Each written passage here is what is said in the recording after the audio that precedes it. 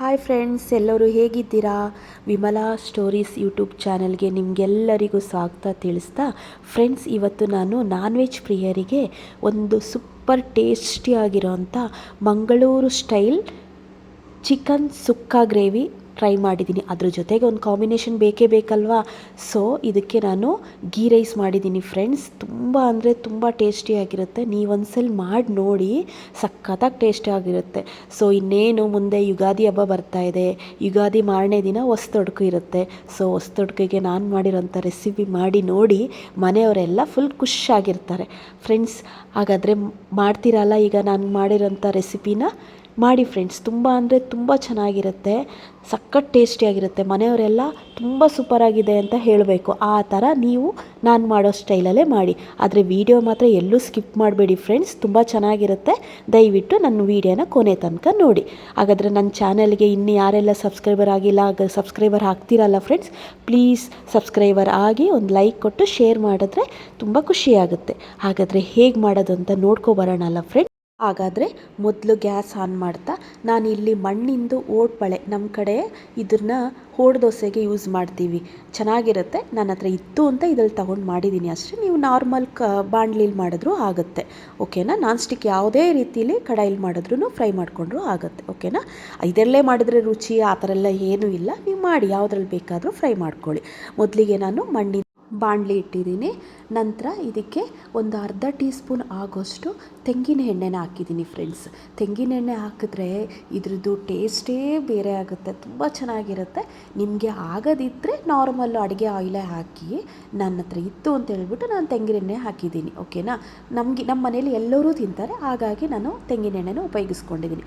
ಒಂದು ಅರ್ಧ tea spoon ಆಗೋಷ್ಟು ತೆಂಗಿನ ಎಣ್ಣೆ ಹಾಕ್ಕೊಳ್ಳಿ. ನಂತರ ಇದಕ್ಕೆ ನಾನು ಇಲ್ಲಿ ಒಂದು 10-15 ಕಾಳು ಮೆಂತ್ಯ ಹಾಕಿದ್ದೀನಿ. ನಂತರ ಜೀರಿಗೆ ಕಾಲು ಟೀ ಸ್ಪೂನ್ ಹಾಕಿದ್ದೀನಿ. ಮತ್ತು ಇದಕ್ಕೆ ಒಂದು ಟೀ ಸ್ಪೂನ್ ಆಗೋಷ್ಟು ಕಾಳು ಮೆಣಸು ಹಾಕಿದ್ದೀನಿ ಫ್ರೆಂಡ್ಸ್. ಇದಕ್ಕೆ ಒಂದು 5-6 ಲವಂಗ, ಒಂದು 1/4 ಇಂಚು ಆಗೋಷ್ಟು ಚಕ್ಕೆ ಹಾಕಿದ್ದೀನಿ. ಇದನ್ನೆಲ್ಲ ಹಾಕಿ ಒಂದು ಸುಮ್ಮನೆ ಫ್ರೈ ಮಾಡಿ. ಇದು ಫ್ರೈ ಆಗಿದ ತಕ್ಷಣ ಒಂದು 2 ಟೇಬಲ್ ಸ್ಪೂನ್ ಆಗೋಷ್ಟು ಧನಿಯಾ ಕಾಳು ತೊಗೊಂಡಿದ್ದೀನಿ ಫ್ರೆಂಡ್ಸ್.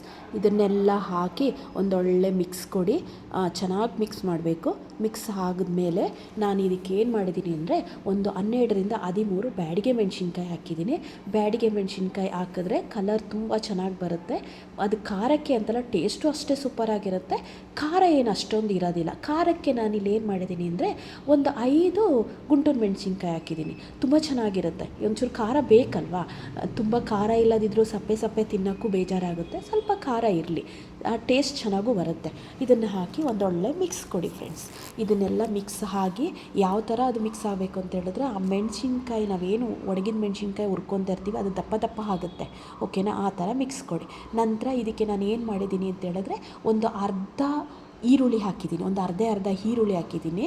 ಇವಾಗ ಗ್ಯಾಸ್ ಆಫ್ ಮಾಡ್ಕೊಬಿಡಿ. ಅರ್ಧ ಈರುಳ್ಳಿ ಹಾಕಿದ್ದೀನಿ. ಅದನ್ನು ಒಂಚೂರು ಅದೇ ಬಿಸಿಲೇ, ಮಣ್ಣಿಂದು ಪಾತ್ರೆ ಹೇಳಬೇಕಾ, ಅದೇ ಒಂದ್ಸಲಿ ಬಿಸಿ ಮಾಡಿದ್ರೆ ಅದ್ರದ್ದು ಬಿಸಿ ಹಾಗೇ ಇರುತ್ತೆ.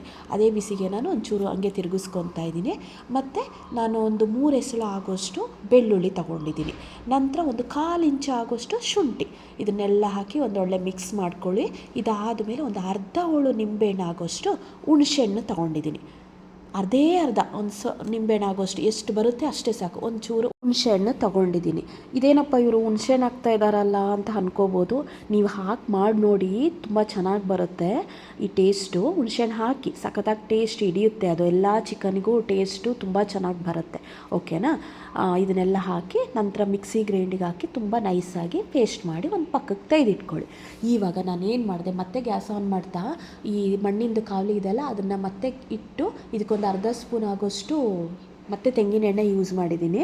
ನಂತರ ಇದೊಂದು 6-7 ಎಸಳು ಕರಿಬೇವಿನ ಸೊಪ್ಪು ಹಾಕಿದ್ದೀನಿ, ಓಕೆನಾ.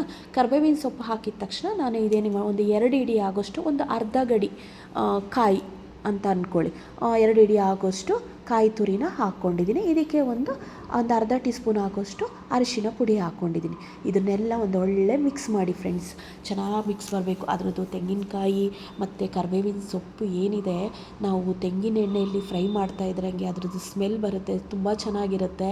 ಫ್ರೈ ಮಾಡ್ತಾ ಇರಿ. ಅದು ಕೆಳಗಡೆ ಅಡಿ ಹಿಡ್ಕೊಳದ ಹಾಗೆ ನೋಡ್ಕೊಳ್ಳಿ, ಓಕೆನಾ. ಚೆನ್ನಾಗಿ ಫ್ರೈ ಮಾಡ್ಕೊಳ್ಳಿ. ಅದು ಯಾವ ಥರ ಬರಬೇಕು ಅಂದರೆ ಫ್ರೆಂಡ್ಸ್, ಇದು ಅದು ಉದ್ರುದ್ರಾಗಿ ಬರಬೇಕು. ನಾವೇನು ಫ್ರೈ ಮಾಡ್ತಾ ಮಾಡ್ತಾ ಕೆಳಗಡೆ ಅಡಿ ಹಿಡಿಯೋದಂಗೆ ಉದ್ರುದ್ರಾಗಿ ಬರುತ್ತೆ. ಅದು ನೀರಿನ ಅಂಶ ಎಲ್ಲ ಹೋಗಿ, ತೆಂಗಿನಕಾಯಿದು ನೀರಿನ ಅಂಶ ಎಲ್ಲ ಹೋಗಿ ಉದ್ರುದ್ರಾಗಿ ಬಂದಮೇಲೆ ಅದು ಆಗಿದೆ ಅಂತ ಗೊತ್ತಾಗುತ್ತೆ, ಓಕೆನಾ. ಇದನ್ನು ಪಕ್ಕಕ್ಕೆ ತೆಗೆದಿಡಿ. ನಂತರ ನಾನೇನು ಮಾಡಿದ್ದೀನಿ, ಮತ್ತೆ ಗ್ಯಾಸ್ ಆನ್ ಮಾಡ್ತಾ ಒಂದು ಕಡಾಯಿ ಇಟ್ಟಿದ್ದೀನಿ.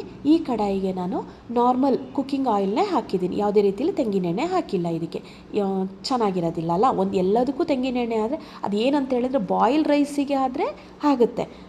ನಾವು ಮಂಗಳೂರಲ್ಲಿ ಮಾಡ್ತಾರಲ್ಲ ಬಾಯ್ಲ್ ರೈಸಿಗೆ, ಪ್ರತಿ ಒಗ್ಗರಣೆ ತೆಂಗಿನೆಣ್ಣೆಲೇ ಕೊಡ್ತಾರೆ. ಬಟ್ ನಾನು ಕುಕ್ಕಿಂಗ್ ಆಯಿಲ್ನೇ ಯೂಸ್ ಮಾಡಿದ್ದೀನಿ.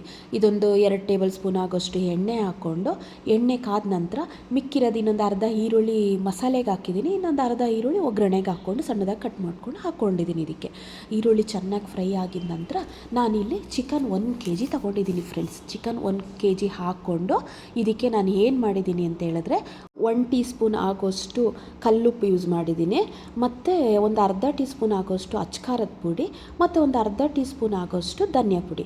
ಇವರೇನಪ್ಪ ಒಣಗಿದ ಮೆಣಸಿನ್ಕಾಯಿನೂ ಹಾಕಿದ್ದಾರೆ, ಈ ಕಡೆ ಖಾರದ ಮೆಣಸಿನ್ಕಾಯಿನೂ ಹಾಕಿದ್ದಾರೆ, ಇದರಲ್ಲೂ ಅಚ್ಕಾರದ ಪುಡಿ ಹಾಕ್ತಾ ಇದ್ದಾರಲ್ಲ ಅಂತ ಅಂದ್ಕೋಬೇಡಿ. ಈ ಬರೀ ಫ್ರೈ ಆಗೋಕ್ಕಿಂತ ಈರುಳ್ಳಿಲಿ ಚಿಕನ್ನು ಈಗ ಒಂದು ಚೂರು ಖಾರ ಪುಡಿ ಹಾಕಿದ್ರೆ ಚಿಕನ್ಗೆಲ್ಲ ಹಿಡಿಯುತ್ತೆ ಅನ್ನೋ ಕಾರಣಕ್ಕೋಸ್ಕರ ನಾನು ಇಲ್ಲ ಹಾಕಿದ್ದೀನಿ.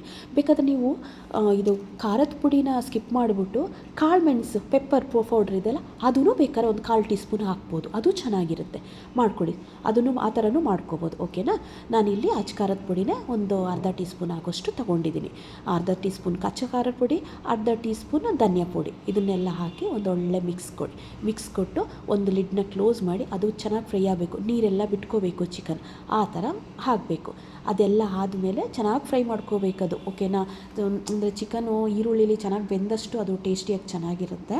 ಮತ್ತು ಇದೆಲ್ಲ ಆಗಿದ ತಕ್ಷಣ ನಾವೇನು ಮಸಾಲೆ ಮಾಡ್ಕೊಂಡಿದ್ವಲ್ಲ ಫ್ರೆಂಡ್ಸ್, ಅದನ್ನೆಲ್ಲ ಹಾಕಿ ಒಂದು ಮಿಕ್ಸ್ ಕೊಡೋಣ ಫ್ರೆಂಡ್ಸ್. ಚೆನ್ನಾಗಿ ಮಿಕ್ಸ್ ಆಗಬೇಕು ಫ್ರೆಂಡ್ಸ್. ಇದು ಕೊದಿತಾ ಇದ್ದರೆ ಅದಕ್ಕೆಲ್ಲ ಚಿಕನ್ಗೆಲ್ಲ ಹೊಂದ್ಕೋಬೇಕು, ಆ ಥರ ಚೆನ್ನಾಗಿ ಬಿಸಿ ಮಾಡ್ಕೋಬೇಕು. ಇವಾಗ ಸ್ವಲ್ಪ ನೀರು ಹಾಕ್ಕೊಳ್ಳಿ. ನಾನು ಏನು ಮಾಡಿದ್ದೀನಿ, ಜಾರಲ್ಲಿ ಮಿಕ್ಕಿರೋದು ಮಸಾಲೆ ಉಳಿದಿತ್ತಲ್ಲ, ಅದಕ್ಕೆ ನಾನು ನೀರು ಹಾಕ್ಕೊಂಡು ಚೆನ್ನಾಗಿ ಎಲ್ಲ ಕ್ಲೀನ್ ಮಾಡ್ಕೊಂಡು ನಾನು ಮತ್ತೊಂದು ಸ್ವಲ್ಪ ನೀರು ಹಾಕ್ಕೊಂತೆ. ನೀರು ಹಾಕ್ಕೊಳ್ಳಿ, ಪರವಾಗಿಲ್ಲ. ಯಾಕಂತಂದರೆ ಅದು ಕೊದ್ದಷ್ಟು ಅದಕ್ಕೆ ಹಿಡಿಯುತ್ತೆ ಅಲ್ವಾ. ನಾವು ನೆಕ್ಸ್ಟ್ ಕಾಯಿ ಹುರಿದಿರೋ ಫ್ರೈ ಮಾಡಿರೋ ಅಂಥದ್ದು ಕಾಯಿ ಹಾಕಬೇಕು, ಅದೆಲ್ಲ ಇದೆ ಅಲ್ಲ. ನೀವು ನೀರು ಹಾಕ್ಕೊಂಡು ಒಂದು 5 ನಿಮಿಷ ಲಿಡ್ ಕ್ಲೋಸ್ ಮಾಡಿಬಿಟ್ಟು ಬೇಯಕ್ಕೆ ಬಿಡಿ, ಓಕೆನಾ. ಅದೆಲ್ಲ ಚೆನ್ನಾಗಿ ಬೆಂದಮೇಲೆ ಮತ್ತೊಂದು ಸಲ ಲಿಡ್ ತೆಗೆದ್ಬಿಟ್ಟು ಅದೊಂದು ಸಲ ಉಪ್ಪು ಸರಿ ಇದೆಯಾ ಏನಿದೆ ಅಂತ ನೋಡ್ಕೊಳ್ಳಿ. ನನಗೊಂದು ಸ್ವಲ್ಪ ಇಲ್ಲಿ ಉಪ್ಪು ಬೇಕು ಅನಿಸ್ತು, ಇನ್ನೊಂದು ಸ್ವಲ್ಪ ಉಪ್ಪು ಹಾಕ್ಬಿಟ್ಟು ಮತ್ತೊಂದು ಸ್ವಲ್ಪ ಕೊದಿಯೋಕ್ಕೆ ಇಟ್ಟಿದ್ದೀನಿ, ಓಕೆನಾ. ಇದೆಲ್ಲ ಕೊದ್ದಾದ್ಮೇಲೆ ನಾವು ಏನು ಹುರಿದಿಟ್ಕೊಂಡಿದ್ದೀವಲ್ಲ ತೆಂಗಿನಕಾಯಿ ತುರಿನ ಫ್ರೈ ಮಾಡಿಕೊಂಡು ಎಲ್ಲ ಚೆನ್ನಾಗಿ ಇಟ್ಕೊಂಡಿದ್ದೀವಲ್ಲ, ಅದು ತೆಂಗಿನ ಎಣ್ಣೆಲಿ ಅದನ್ನೆಲ್ಲ ಹಾಕ್ಬಿಟ್ಟು ಒಂದೊಳ್ಳೆ ಮಿಕ್ಸ್ ಕೊಡಿ. ಇವಾಗ ಯಾವುದೇ ರೀತಿಲಿ ನೀರು ಹಾಕೋದು ಬೇಡ, ಅದೇ ನೀರಿಗೆ ಈ ತೆಂಗಿನಕಾಯಿ ಏನು ಹುರಿದಿಟ್ಕೊಂಡಿರೋಂಥದ್ದು ಹಾಕಿದ್ದೀವಿ ಅದೆಲ್ಲ ಹಿಡ್ಕೊಳುತ್ತೆ. ಮತ್ತೊಂದು 5 ನಿಮಿಷ ಹಾಕ್ಬಿಟ್ಟು ಲಿಡ್ ಕ್ಲೋಸ್ ಮಾಡ್ತಾ ಬೇಯೋಕ್ಕೆ ಬಿಡಿ, ಓಕೆನಾ. ಬೆಂದಿರುತ್ತೆ, ಬಟ್ ಇದ್ರದ್ದು ತೆಂಗಿನಕಾಯಿ ಹಾಕಿದ್ಮೇಲೆ ಅದು ಗಟ್ಟಿ ಆಗಬೇಕಲ್ಲ. ಸೊ ನಾನಿಲ್ಲಿ ಗಟ್ಟಿ ಮಾಡ್ಕೊಳ್ಬೇಕಾದ್ರೆ ನೀವು ಗಟ್ಟಿ ಮಾಡ್ಕೋಬೋದು, ನೀವು ಗ್ರೇವಿ ಟೈಪಲ್ಲೂ ಮಾಡ್ಕೋಬೋದು. ಇಲ್ಲಿ ನಾನು ಒಂಚೂರು ನೆಕ್ಸ್ಟ್ ಗೀ ರೈಸ್ ಮಾಡ್ತಾಯಿದ್ದೀನಿ, ಅದಕ್ಕೋಸ್ಕರ ನಾನಿಲ್ಲಿ ಗ್ರೇವಿ ಟೈಪೇ ಮಾಡ್ಕೊಂಡಿದ್ದೀನಿ, ಸರಿನಾ. ಇದನ್ನೆಲ್ಲ ಮಿಕ್ಸ್ ಮಾಡಿಬಿಟ್ಟು ಒಂದು 5 ನಿಮಿಷ ಬೇಯಕ್ಕೆ ಇಟ್ಬಿಟ್ಟು ಇವಾಗ ಓಪನ್ ಮಾಡಿ ನೋಡಿ ಫ್ರೆಂಡ್ಸ್, ಸಖತ್ ಟೇಸ್ಟಿಯಾಗಿರೋಂಥ ಮಂಗಳೂರು ಸ್ಟೈಲ್ ಚಿಕನ್ ಸುಕ್ಕ ಗ್ರೇವಿ ರೆಡಿಯಾಗಿರುತ್ತೆ. ಸಖತ್ತಾಗಿರುತ್ತೆ ನೋಡಿ ಫ್ರೆಂಡ್ಸ್. ಆವಾಗಲೇ ನಾನು ಅಷ್ಟೊಂದು ನೀರು ಹಾಕಿದ್ನಲ್ಲ ನೋಡಿ, ಇವಾಗ ನೀರಿನ ಅಂಶ ಎಲ್ಲ ಕಡಿಮೆ ಆಗಿ ಎಲ್ಲ ಮಸಾಲೆಗಳು ಚಿಕನ್ಗೆ ಹೊಂದ್ಕೊಂಡು, ನಾನೇನು ತೆಂಗಿನಕಾಯಿ ಮತ್ತು ಕರಿಬೇವು ಸೊಪ್ಪು ಫ್ರೈ ಮಾಡ್ಕೊಂಡಿದ್ನಲ್ಲ ಅದನ್ನೆಲ್ಲ ಮಿಕ್ಸ್ ಆಗಿ ಸಖತ್ ಟೇಸ್ಟಿಯಾಗಿ ಬಂದಿರುತ್ತೆ. ಅರೋಮಾ ಇದೆಲ್ಲ ಸೂಪರಾಗಿರುತ್ತೆ.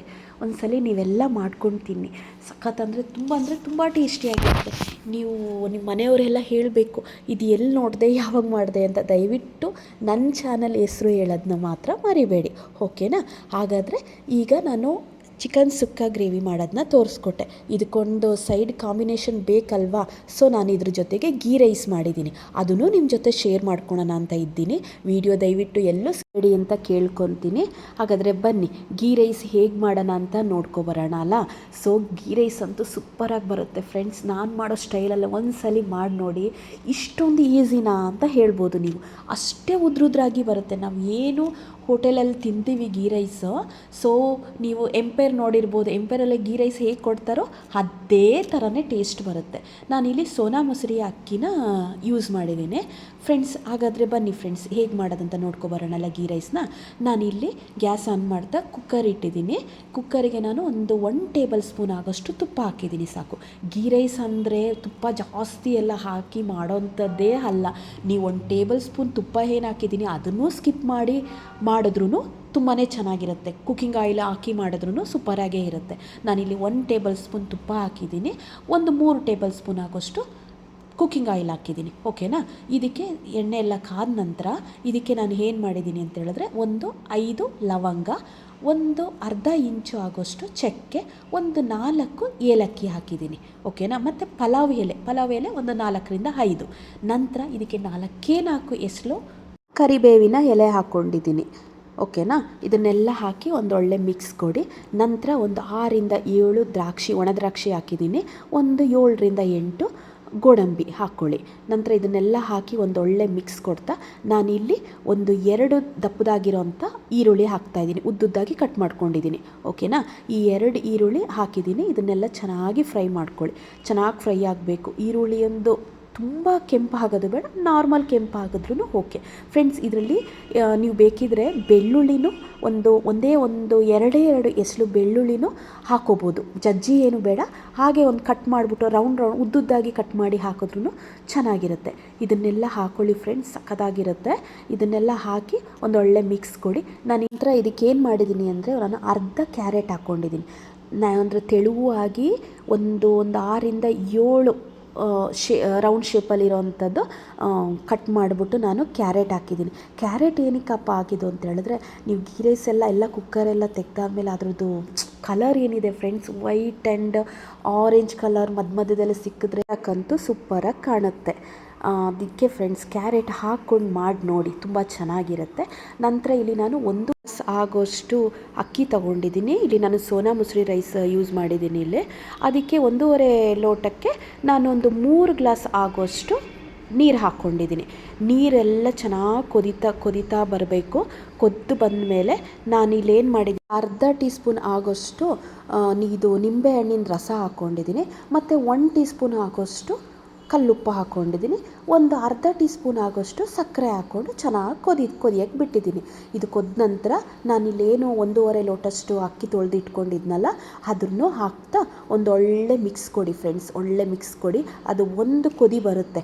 ಒಂದು ಕೊದಿ ಬಂದ ಮೇಲೆ ಕುಕ್ಕರ್ ಲಿಡ್ನ ಕ್ಲೋಸ್ ಮಾಡಿಬಿಟ್ಟು ಒಂದೇ ಒಂದು ವಿಷಲ್ ತಗೊಳ್ಳಿ ಫ್ರೆಂಡ್ಸ್. ಸಖತ್ತಾಗಿರೋ ಅಂಥ ಗೀ ರೈಸ್ ರೆಡಿ ಆಗುತ್ತೆ. ಇದು ಚಿಕನ್ ಸುಕ್ಕ ಜೊತೆಗೆ ತಿಂದರೆ ಸೂಪರ್ ಟೇಸ್ಟಿ ಬರುತ್ತೆ. ನೋಡಿ, ನೀವೆಲ್ಲ ಮಾಡ್ಕೊಂಡು ತಿನ್ನಿ ಫ್ರೆಂಡ್ಸ್. ಹಾಗಾದರೆ ಈ ವರ್ಷದ್ದು ಹೊಸ್ತೊಡ್ಕು ಹೇಳಿದ ರೆಸಿಪಿ ಮಾಡ್ತೀರಲ್ಲ, ಹಾಗಾದರೆ ಮಾಡಿ ಫ್ರೆಂಡ್ಸ್. ಮಾಡಿದ್ರೆ ಹೇಗೆ ಬಂತು ಅಂತ ಹೇಳ್ಬಿಟ್ಟು ನನಗೆ ಕಮೆಂಟಲ್ಲಿ ತಿಳಿಸಿ. ಹಾಗಾದರೆ ಸಬ್ಸ್ಕ್ರೈಬರ್ ಆಗೋದನ್ನ ದಯವಿಟ್ಟು ಮರಿಬೇಡಿ. ಪ್ಲೀಸ್ ಶೇರ್ ಮಾಡಿ. ಮತ್ತಷ್ಟು ನನಗೆ ಮುಂದೆ ಬರೋ ಎಲ್ಲ ವೀಡಿಯೋಸ್ಗಳು ಮಾಡೋಕ್ಕೆ ನನಗೂ ಖುಷಿ ಆಗುತ್ತೆ.